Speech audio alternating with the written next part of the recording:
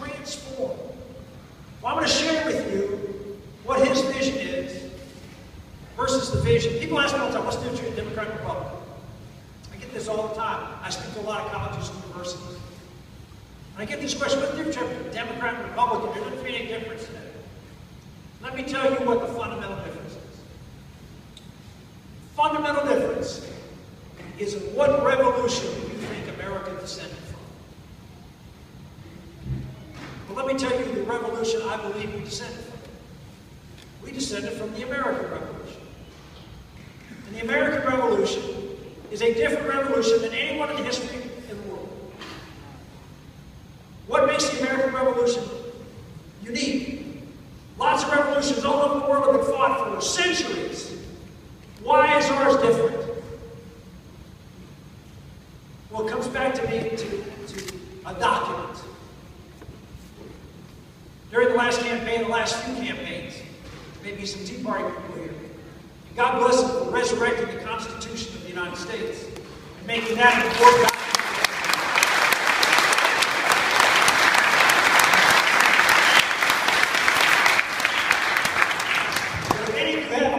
Constitution, most of them are printed with another document. The Constitution of the United States is an important document. It's how the American government will function. But it's not what America is.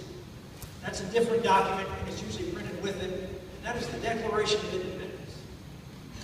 If you would have asked a Georgian, a Virginian, and a Pennsylvanian why they were fighting in 1776, you've gotten three different answers before July of 1776.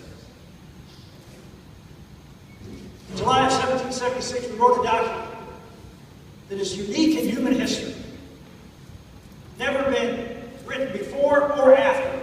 A lot of people have copied our economic system. A lot of people have tried to copy our Constitution. No one has ever copied our Declaration. Why? Because the men who wrote that Declaration were truly blessed. They were inspired with selflessness and not a wish for power. They recognized the reality of the human condition like no one has done before us. They wrote these words that we used to teach in our schools. We used to have children memorize. We hold these truths to be self-evident. That all men are created equal and endowed by their Creator with certain inalienable rights. In those words, our founders said that rights do not come from the government. They come from God. And that the role of the government, the role of the Constitution, is to protect those rights. Now, there was another revolution going on at the time, the American Revolution. And that was the French Revolution. And the French Revolution waged longer than ours. But I remind people that the Marquis de Lafayette, who fought alongside of Washington from France, after the American Revolution, went back to France to join the French Revolution.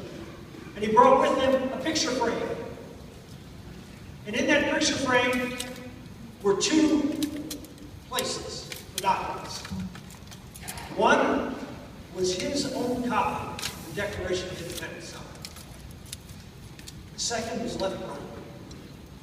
And he went back to France with the specific intention of having that space filled by a similar declaration in advance, and he died with it empty. What were the words of the French Revolution? Three words. Liberty. Sounds good. Equality. Sounds good. And fraternity. Fraternity. Brotherhood. Not paternity. Fatherhood. Rights came from each other, not from above. It was a secular revolution. They burned churches. They killed clergy. It was godless.